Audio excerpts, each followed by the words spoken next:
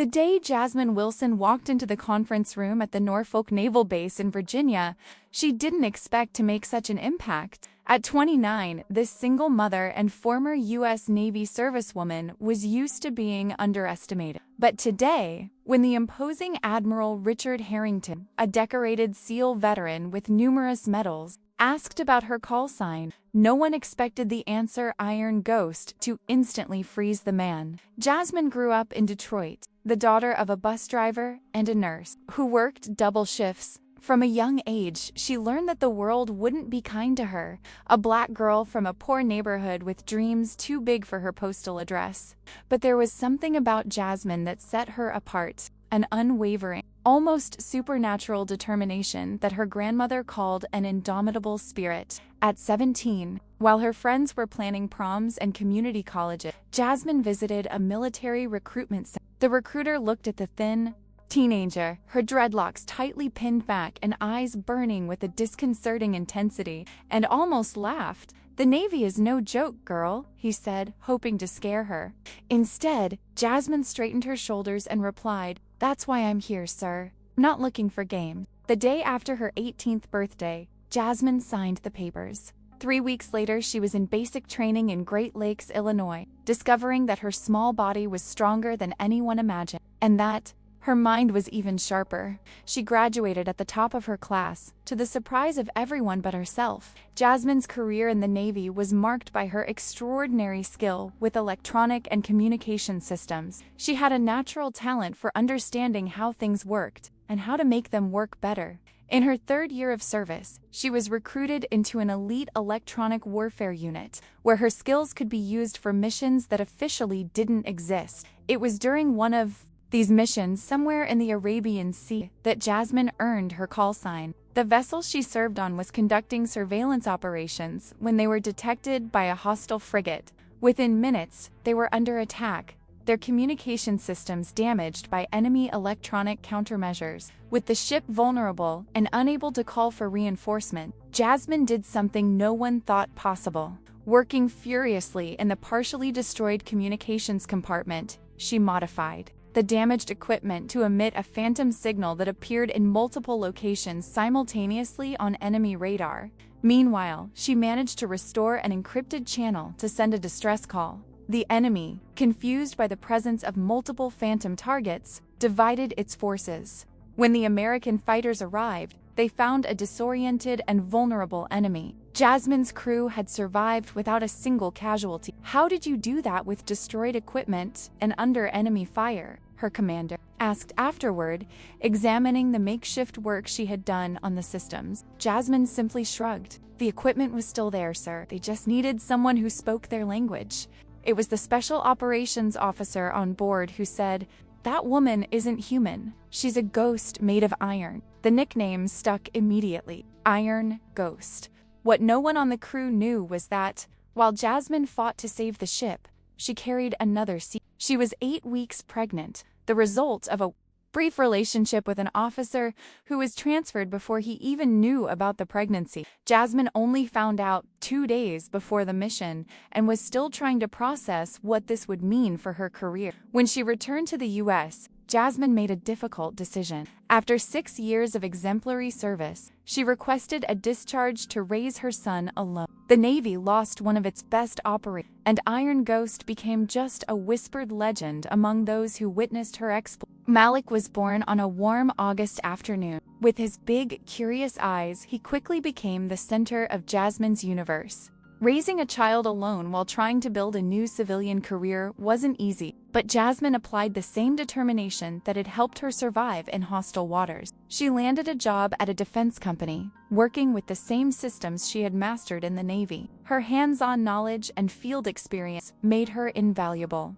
In 3 years, she had been promoted twice, managing mostly male teams who initially questioned her authority but quickly learned to respect her unwavering competence. As her career grew, Jasmine focused on raising Malik with the values she considered important: honesty, courage, and the ability to remain calm under pressure. Sometimes, when she caught him taking apart electronic toys to see how they worked, She smiled, recognizing in him the same curiosity that had taken her so far. At age 5, Malik was already showing signs that he would be as extraordinary as his mother. His kindergarten teacher called Jasmine into a meeting to discuss how he had reorganized the entire classroom's color-coded labeling system to be more efficient, logically explaining why his system was superior. "He has a remarkable mind," said the teacher, "and a confidence that I rarely see in children of that age. He knows he can do anything he sets his mind to."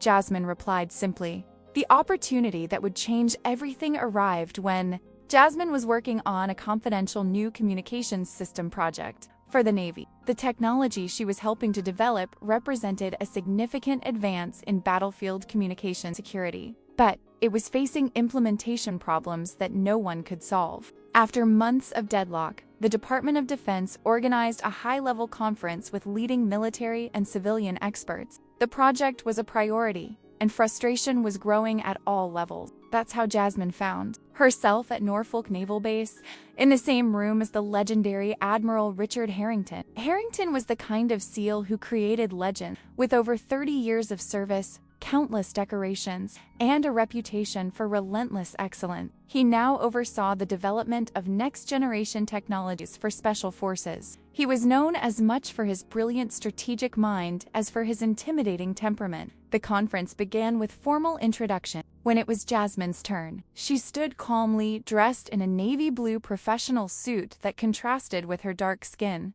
Her hair was styled in an elegant bun, and she carried with her the same unwavering confidence that had accompanied her since Detroit. "Jasmine Wilson, Integrated Communications Systems Specialist, Northrop Grumman," she said briefly. Admiral Harrington studied her for a moment. Something about her posture seemed familiar. "Did you serve, Mrs. Wilson?" he asked abruptly. "Yes, sir.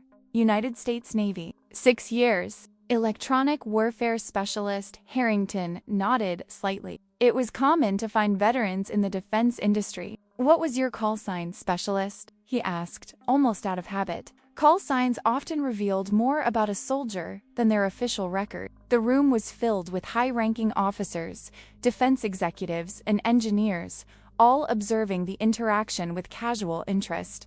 No one expected what happened next. "Iron Ghost, sir," Jasmine replied, her voice calm and professional. The effect was immediate and dramatic. Admiral Harrington, a man known for his unwavering composure in life-or-death situations, froze. His normally impassive face registered first surprise, then recognition, and finally, something few had witnessed, genuine respect. "Are you the Iron Ghost?" he asked, his voice lower now. The room fell into absolute silence. Most of those present didn't understand the significance of the moment, but they could sense its importance.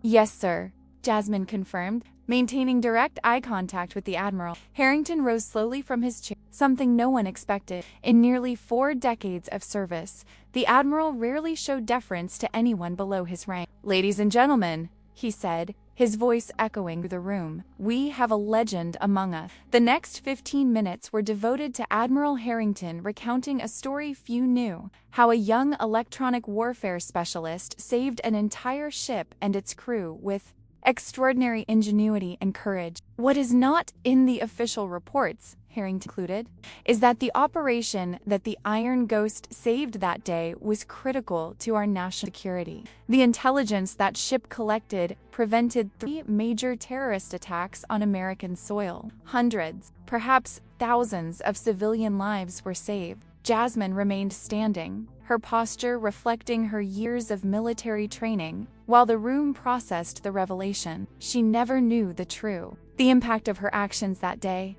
The classified nature of the mission meant that even she didn't have all the information. "Sir," she said finally, "I was just doing my job." The Admiral smiled, a rare gesture. "That modesty is precisely what I would expect from the Iron Ghost."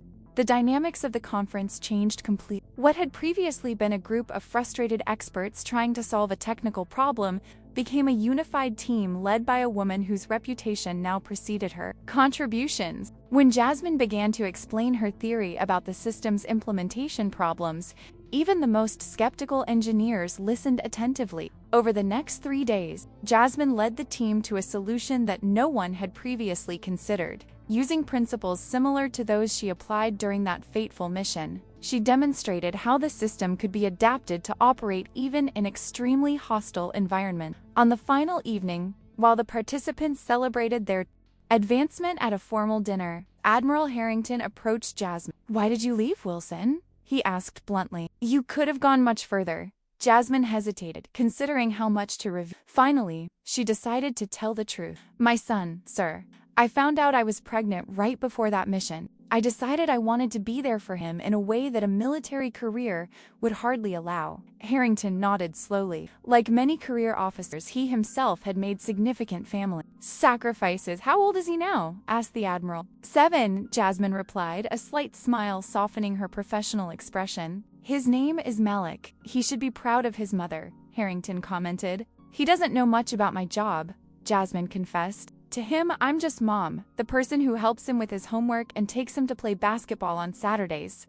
Harrington considered this for a moment. "You know, Wilson, we're reorganizing the Advanced Technology Division. We need someone with your experience. The position offers more stability than you had before.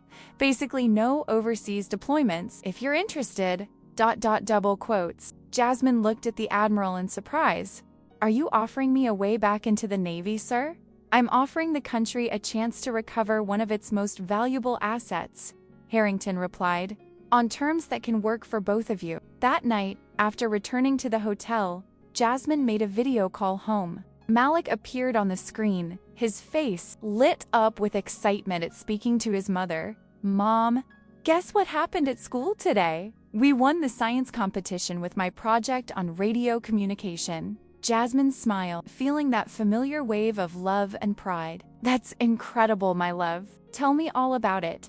As she listened to her son describe how he had assembled a basic radio system and explained transmission principles to his class, Jasmine reflected on the Admiral's offer. Perhaps there was a way to reconcile the two worlds she loved, her service to her country and her devotion to her son. 2 weeks later, Jasmine Wilson re-enlisted in the United States Navy with the rank of Lieutenant Commander, a significant promotion from her previous position. Her new role in the Advanced Technology Division allowed her to utilize her exceptional skills while maintaining a stable base for Malik. It was a balance few achieved, but one that Admiral Harrington had made possible. On her first day back in uniform, Jasmine took Malik with her to the base for a special tour. Wearing her full dress uniform for the first time in front of her son, she watched his eyes widen. "Mom, are you a real soldier?" he asked, his voice full of childlike wonder. "Sailor," she corrected gently.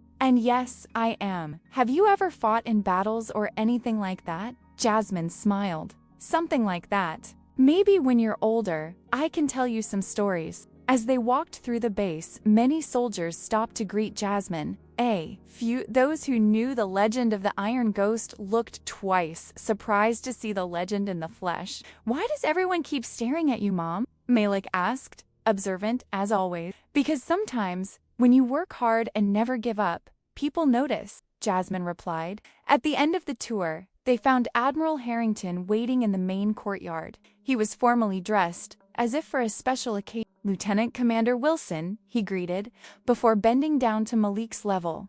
"And you must be the young Mr. Wilson. I've heard you're quite talented with electronics, just like your mother." Malik nodded shyly, impressed by the uniform covered in medals. "I came personally to welcome your mother back to the Navy," Harrington continued. "She is one of the finest to have ever served under our flag." Malik looked at his mother with new eyes. "Are you famous, Mom?"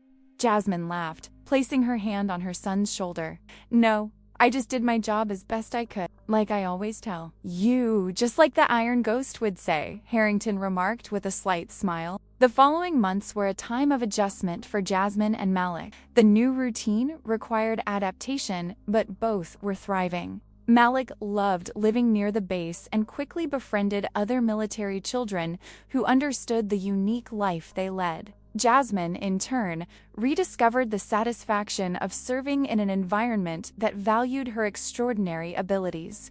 Under her leadership, the Advanced Technology division produced innovations that would transform military communications for the next 20 years. The system she helped refine during that conference was just the beginning. Her contributions saved lives that would never know her name. A year after her return, the Navy decided to formally decorate Jasmine for her actions during that mission in the Arabian Sea years earlier. The ceremony was attended by the Naval High Command and, most importantly for Jasmine, by Malik, now 8 years old, and beginning to understand his mother's legacy. When Admiral Harrington pinned the medal to his uniform, he spoke not only to the audience, but directly to the little boy in the front row. "His CAL sign is more than just a name. It's a testament to his character," Harrington said.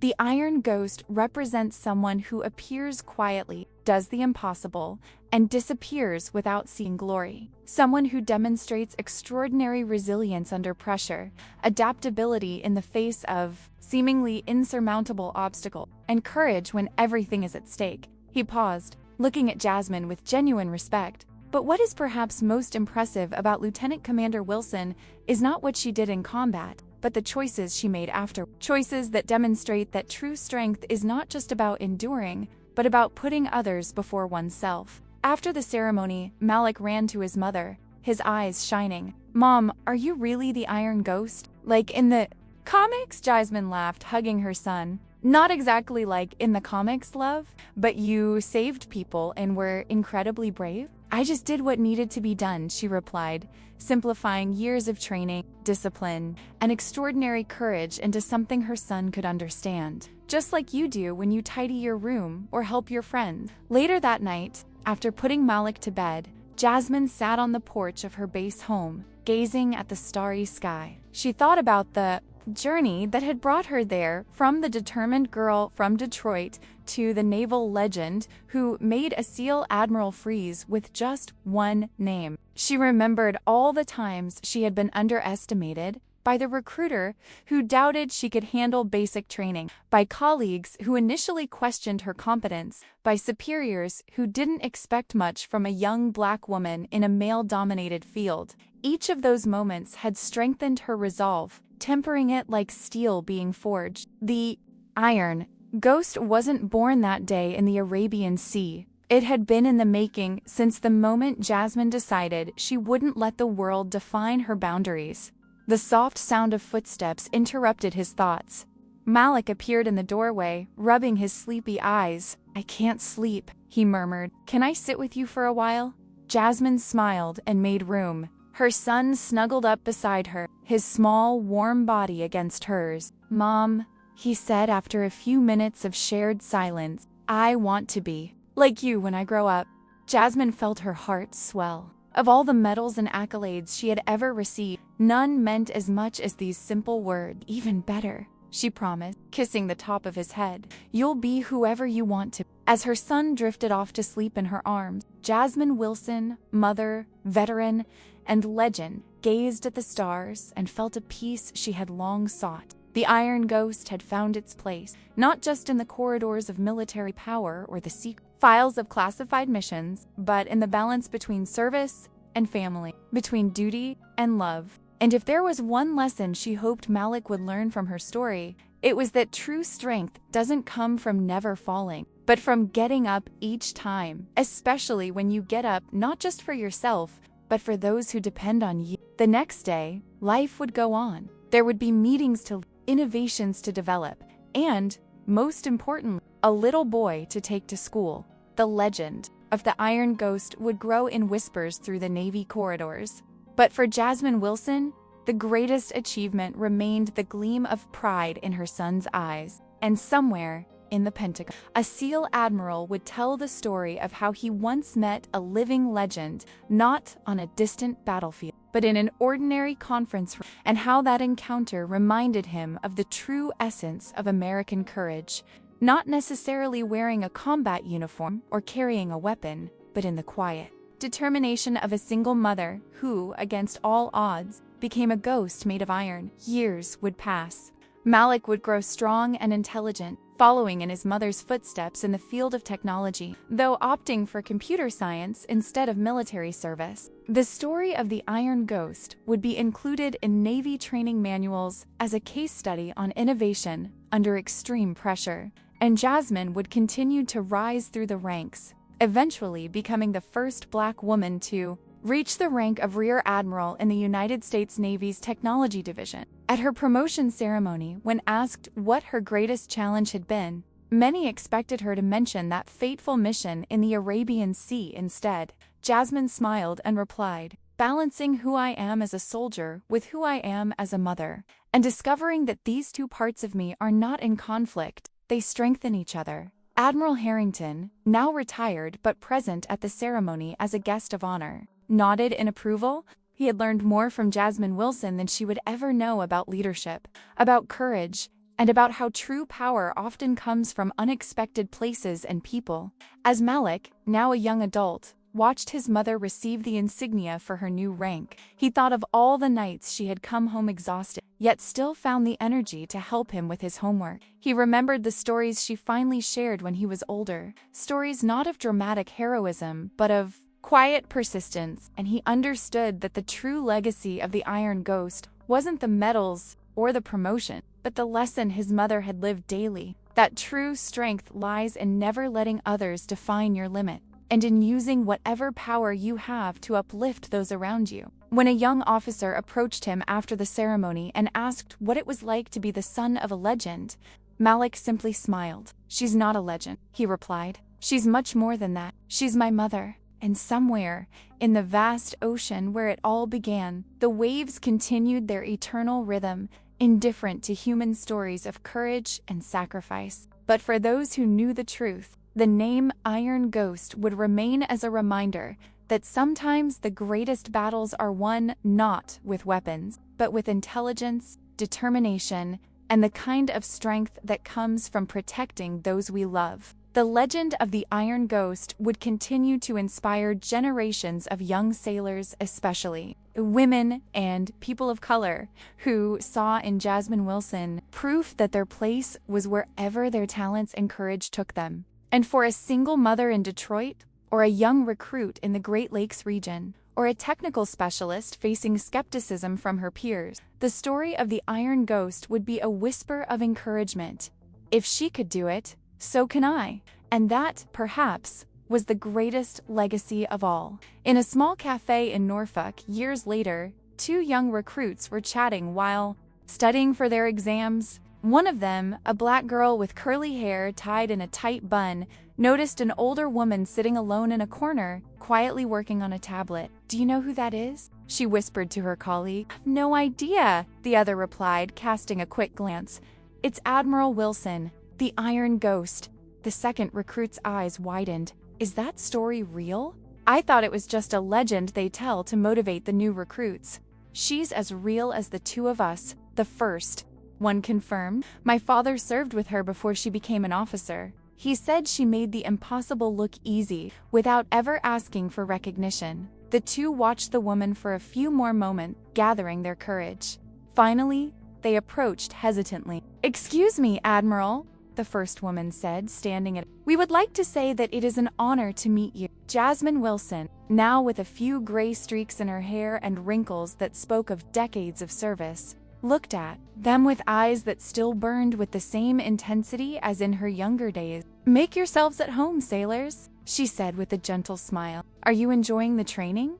"It's difficult, ma'am," admitted the second recruit. "It must be," Jasmine replied. "If it were easy, anyone could do it." "Madam, is it true that you faced an enemy ship alone using only damaged equipment?" asked the first woman, unable to contain her curiosity. Jasmine laughed, a surprisingly light sound for someone with her formidable reputation. "Stories tend to grow with time," she replied diplomatically. "What is true is that we all face moments when we need to be stronger than we thought possible. The real question is, what will you do when that moment comes for you?" The young women considered the question in silence.